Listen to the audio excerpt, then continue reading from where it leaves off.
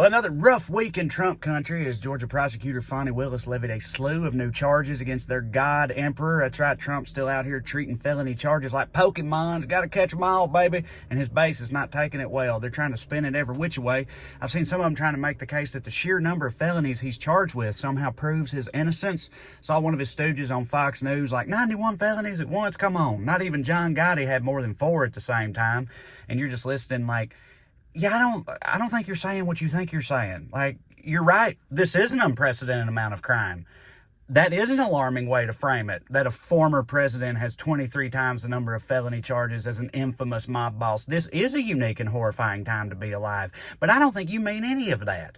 I do. These people, they will choke to death on the smoke before they ever admit there might be some fire here, you know? But John Gotti's an interesting example because I actually feel like Trump's base, they're like a mob wife. They're just going to stand by their man no matter what. It's like, oh, he's innocent. They're just out to get him. It's like, he's innocent. He did all that shit in front of your face for years. What are you talking about?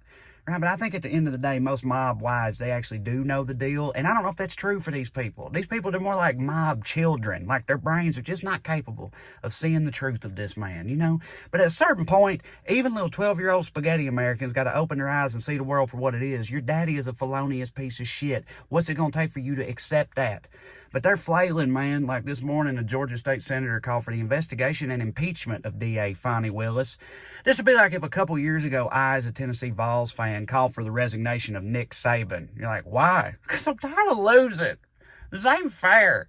You just pat me on the head like, we know, buddy, but that's not how the world works, you know. But this guy, he says it's because she's engaging in political persecution, weaponized politics. Y'all, calling for the impeachment of an upstanding prosecutor who's just doing her job on the basis of weaponized politics, that is a degree of irony immunity that even I did not realize they were capable of. That is truly astonishing. But they're all over Miss Willis, and the way they talk about her's got some really unpleasant undertones, too. They keep calling her a racist, and you're just listening like, man, only these people could make the word racist sound like a slur. You know, you could just tell what they really want to say. You know what I'm saying? Like, if you could somehow have them all mic'd up in a private conversation, it'd be worse than a room full of papaws watching a basketball game, dude. It'd be rough, right? But she's not their only target. A bunch of Trump supporters also doxed and threatened the jurors in the Georgia case. You know, political persecution of a prosecutor, intimidating witnesses. Maybe it's just because I'm a lefty, but personally, I care too much about the concepts of law and order to sign off on tactics such as that. Does the criminal justice system mean nothing to these people? Now listen, y'all, I don't know how this whole circus is going to ultimately pan out, but what I do know is we're really just getting started, so buckle up, y'all.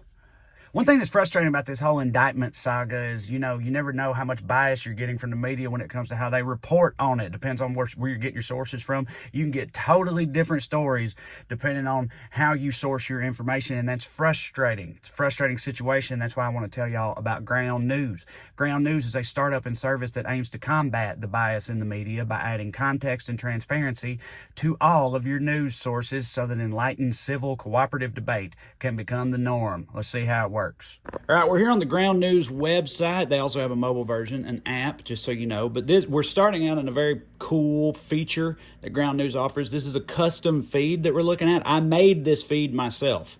Okay, what I did was I went in and I told Ground News, I said, give me everything in one place that has to do with the Trump indictment. And I gave them keywords, indictment, Trump, Fani Willis, Jack Smith, right? And you can see the services compiling all those stories for me in one place. Very cool feature. To show you more about what Ground News can do, let's just click one of these. We'll go here, just the general news story about the Georgia charges, right? And on the right, you get the coverage breakdown immediately. Nearly 500 sources. You can see how many lean left, how many lean right. There's a bias distribution, breaks that down further for you, shows you which sources are on which end of the political spectrum.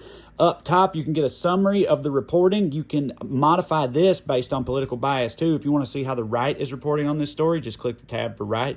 Same for left. And as for the stories themselves, you can sort them by left, center, or right, and you can compare the coverage one-on-one between all the different articles, right? For each article, you can see this one leans right with a mixed degree of factuality. This one is center-leaning with a high degree of factuality. You can see who owns it. So you can see the political bias, the level of factuality, the ownership, information you're not going to get about your news sources anywhere else other than Ground News. It adds a whole new level of transparency to the news that you consume and really is a game changer.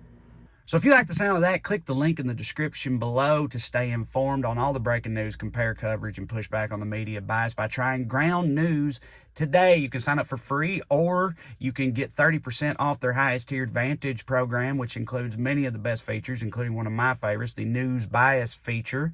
But whatever you do, push back on the bias and BS. Try Ground News today. And we're back, YouTube. You know, I've noticed something lately. Every time Trump comes up, it's never like hearing news about a former president. It's more like hearing news about my, redneck Uncle Bubbles. Do you know what I mean? It's like whenever it's like, hey, did you hear about blank? I'm never like, did he win a pie eating contest? It's always like, what did he do this time? What did they charge him with this time? You know what I mean? And it's like, and he's all like, no, government's out to get me. It's all a bunch of bullshit. And you're like, it ain't bullshit. We all know how you are. It's a weird scenario. It's just nothing about it seems presidential. Another thing I said, I didn't know how this is all going to go.